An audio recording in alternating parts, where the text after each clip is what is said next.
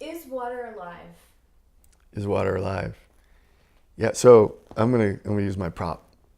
So I like to give people these little blue marbles. They're just 1 inch diameter recycled glass that represents symbolically represents the planet that we live on, which is a water planet, a little blue planet. But what I also like to do when I give these to people is say, if you had that much water, a sphere, 1 inch sphere of water, how much life would you say is in there? Do you think that much water, if you plucked it out of the ocean or a creek or a lake, do you think there's anything in there in that much water? Well, certainly not big enough for a whale or a shark or a turtle or even a small fish. Maybe a larval form of an invertebrate could fit in there, but the reality is that much water contains every known element in the universe. So these are the odds are scientifically every element in the universe is in that much water, and hundreds of millions of organisms, hundreds of millions of living things. Now, granted, some are viruses, maybe some bacteria, some larval forms, some very tiny microscopic creatures, but hundreds of millions of them in that much water. Now, imagine, let's scale it out to the planet. Most of our planet's covered with water.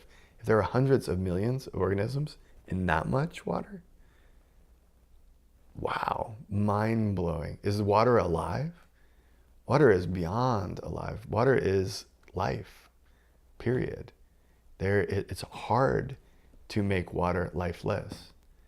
Right? Water is already just full of life, squirming and moving and vibrating with life. Even that much water, hundreds of millions of organisms, and every known element in the universe in there. Right? So you thought it was just a marble.